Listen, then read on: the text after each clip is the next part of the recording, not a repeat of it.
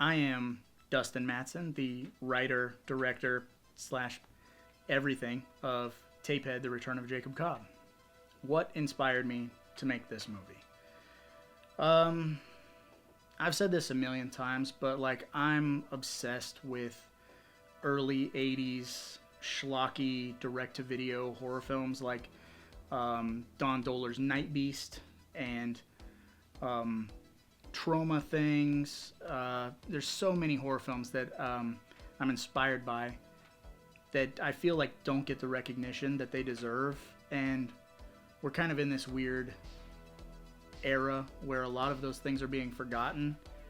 So for me, what I wanted to do was make a movie like those movies for this era, for the people like me who appreciate that era.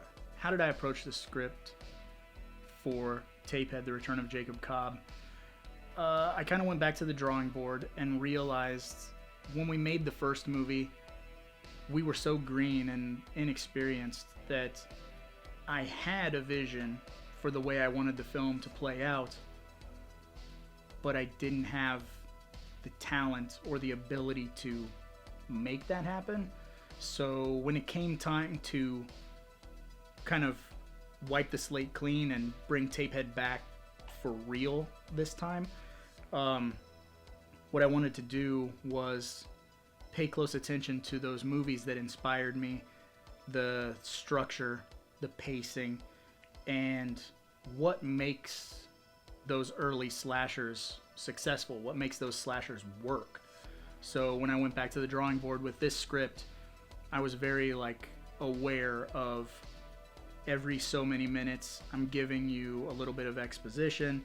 Now I'm killing someone, but I'm ramping up tension.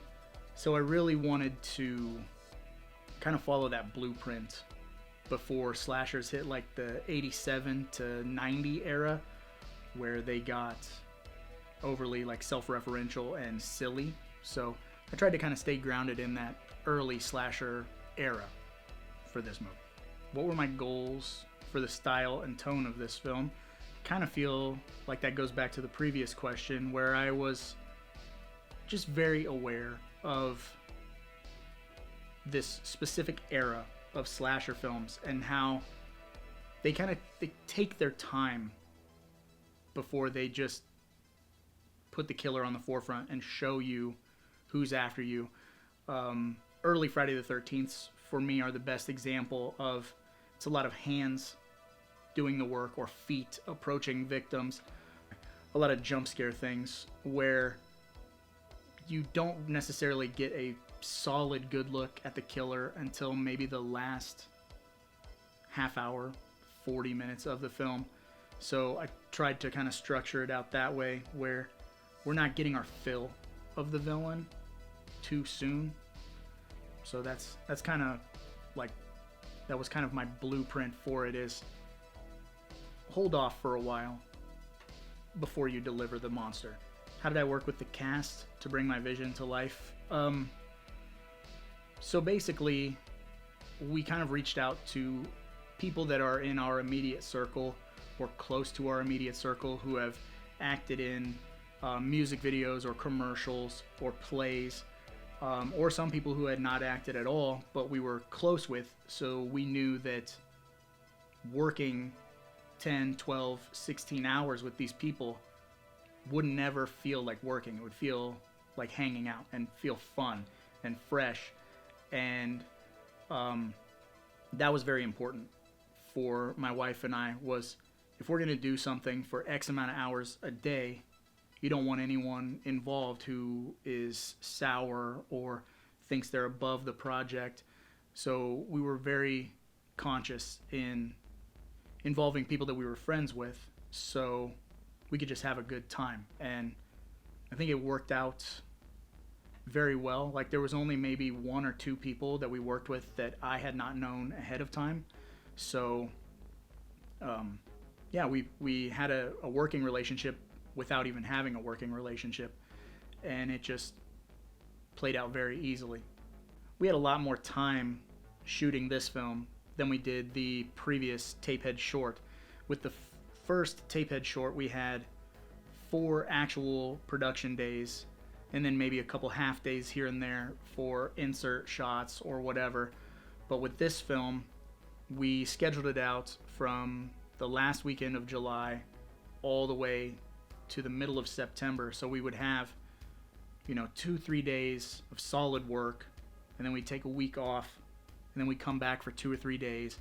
And it allowed us to really kind of pump the brakes and examine what we were doing and make sure we were getting the coverage that we needed, as opposed to the first film when we were just kind of shooting from the hip and completely abandoning storyboards and hoping to God we had something to cut together. In this film, we followed the storyboards fairly closely. We came up with extra shots on the fly because we had the time, and we were able to flesh out the story and tell the story better. Still would have been nice to have more time, but that's kind of how it always is. So my plans for the TapeHead franchise are stop for a while, to be honest. I want to get this film out. I want to hit the festival circuit. I want to hit conventions. I really want to do the old P.T. Barnum. I want to hit the road and let people know about this movie and give this movie the life it deserves. 2-3 years of like a push and selling it. And, never say never. We probably will revisit TapeHead sometime down the road, but as of right now, TapeHead himself has been my life for the past 3 years, and it will be for the next 2 or 3 years. So it's okay to say goodbye for a little while, because prior to the short, TapeHead was going to be a villain in a cartoon series, which we've talked about a few times, and then we did the short, and now we've done the feature, which kind of circumvents the short, and this becomes the definitive version of TapeHead that I was trying to get out there. But yeah, I think it's fine to wash my hands of it for a while, move on to another project, and maybe revisit it 5-6 years down the road if we still kind of have that fire to make multiple. Plus, it all depends on audience reception. And for a movie being made for $7,000, if we could see a return, a fair amount of money be made, and people do enjoy this film, I would kind of be a fool not to be like, you know what, we're dusting off the VHS mask and TapeHead never dies, baby. But I do want to separate myself from him for a little while. Jacob Cobb can rest peacefully for a few years until we need to bring him back. But he never dies until the grosses go down. That's a Last Action Hero reference, deep cut. So the challenges of a low budget are astronomical. But for the most part, hopefully, if we did our job, you're not going to be aware of the low budget constraints with what is put on the screen, because my wife and I, my sound guy / everything guy, the whole cast, the whole crew, we were very cognizant of the limitations that we were facing. So especially when writing the script, I was very conscious of like, well, I can't do that, that's going to cost too much money, or there's no way to get that location, or no way to do this, no way to do that. So everything was kind of changed around to take place in one central location with a few side spots. But I think we were very cautious in what we thought we could put on screen, which helped. I don't think like our eyes were bigger than our wallets. So we were able to make a movie for a few grand that looks like it cost way more than a few grand. And I think that's probably like the best thing that I could have done. And like, I'm extremely proud of the way that it looks, and like making it seem like we didn't have any cash restraints. I would have to say 100%. I think that everybody being so passionate and willing to do every single thing that I asked made this a very easy project to do, and is going to show on camera, because every single person on the cast and crew wore so many hats. Everybody did so many jobs, and there was never an instance when we were shooting that someone was like arms folded and like, well, I'm not gonna hang up a backdrop, or I'm not gonna flag a light, or I'm not gonna move a C-stand. That's not my job. Like, everybody from the actors to the like 2 or 3 crew that we had at any given time would do every job asked, including Dylan Weeks, who plays Tapehead, was our monster, was our script supervisor for the most part. You know, there was just no egos involved whatsoever, and we somehow managed to build this extremely tight film family where no one cares about what job they're being asked to do. They'll just do it because we're trying to make something magic, have some fun for 12 hours a day, and yeah, it worked like gangbusters. In my opinion, and this is only because we've only ever done this twice, we sort of did it in the short, and now we've done it in the feature. The hardest thing to shoot is a true action sequence. In the first film, we had kind of a little quasi-wrestling match, which required some form of choreography, a lot of camera movement, a lot of light movement, it's a dance to make something like that sell on camera. And it was very minuscule, maybe like 2 to 3 moves followed by like an actual stunt. And so it cut together okay. Like, we're proud of it, but we knew we could do better. So when we were working on this film, and I brought back Anthony Pond, who also did the artwork for the film, he is a legitimate, bona fide murderer of a martial artist.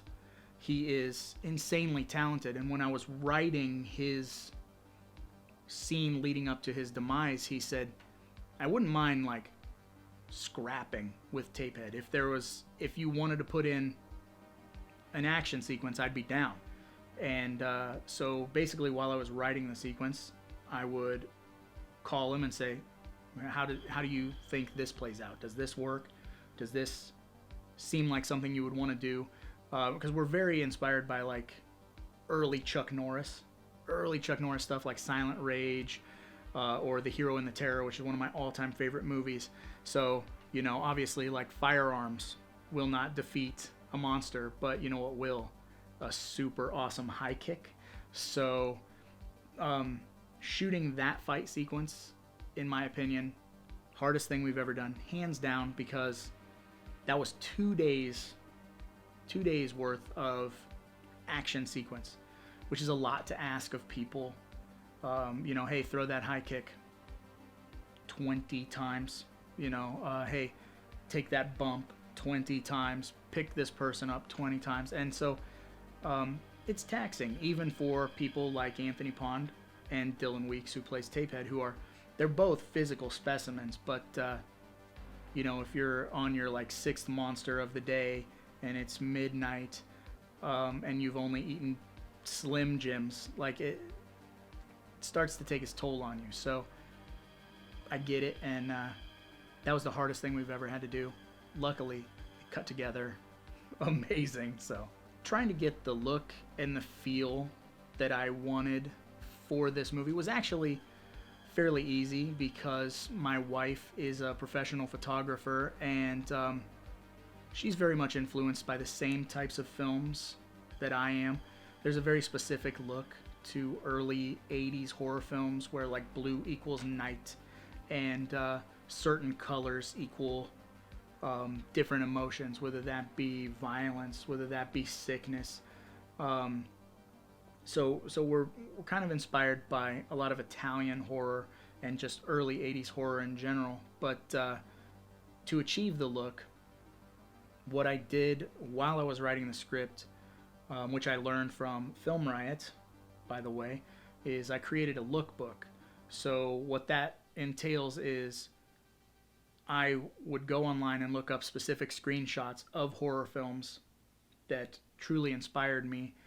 And there are certain web pages you can go to find out what camera was used, what lenses was used on the shot, the types of lights, the temperature of the lights, and things like that. So you can really break it down from a filmmaking aspect of what is needed to achieve this look. The only issue is us being a low budget film, we didn't have a lot of those luxuries. We didn't have those lenses or those lights or those gels. So we were able to kind of take those screenshots and those scenes that we were inspired by and kind of approach it in a DIY manner using stick lights or the few lights that we had on hand to create that mood and that atmosphere. Just a very like grassroots, we have no money, how can we make it look like this attitude. And I feel like it comes across very well, and it was pretty easy, I think. The budget restraints, again, to me feel like all of those decisions were made prior to even rolling a single frame. I almost said frame of film, but we shot it digitally. But we would write a scene, and then I would read it out to my wife, and I would say, how does this sound? Does this play right to you? And if there was ever a question of how are we going to pull this off, I would dial it back and go from there and kind of like take that same exact idea but not make it so grand. And that's about it, really, was in the writing process. The only thing from script to screen that was officially changed, to my knowledge, there was originally supposed to be a sex scene between Faith and Chad, but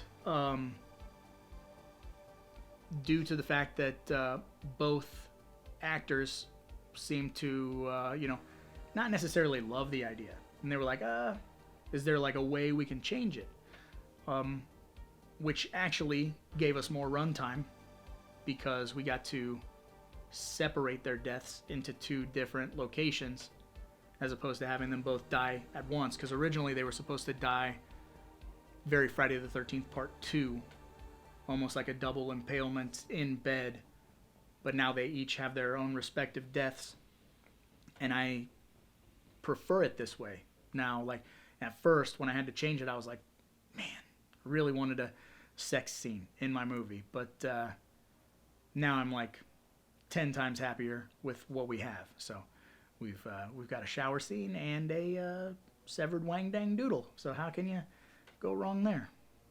The way that I prepared for TapeHead, The Return of Jacob Cobb, was I kind of would carve out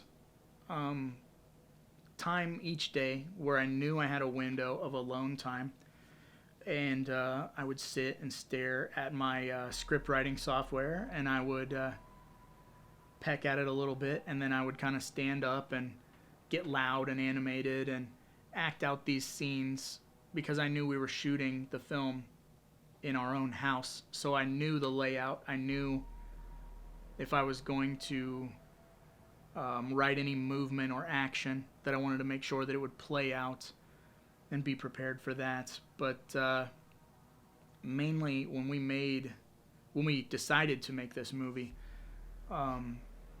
preparing for it was like a year-long ride to get ready to make this movie. So we painted and set decked our entire house to be different from our regular house. So it would be bright and colorful and different, and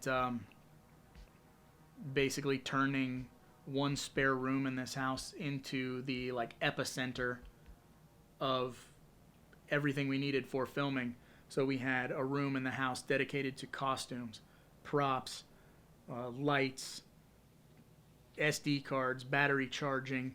And so you would walk in and it was like this museum of filmmaking. That way we had everything we needed on hand, ready in a specific area. Basically just completely uprooted our family life and made it a giant tornado of filmmaking for like almost a year, which still is kind of in that state, and I will straighten up eventually. The biggest thing that I want people to take away from this film, still just like when we made the short, is man, if they can do it, we can do it. I feel like horror is in a really important place right now. For a long time, we were getting kind of cookie cutter films. They were all the same. They were all shiny, haunting movies. For the longest time, every movie was the same. And along comes a movie like Terrifier 2 that kind of shakes up the game and says, hey, we're not going to do that. We're not going to play by those rules. We're going to make a hyper-violent, filthy, low-budget movie and kind of reintroduce people to, like, almost the shock value of violence.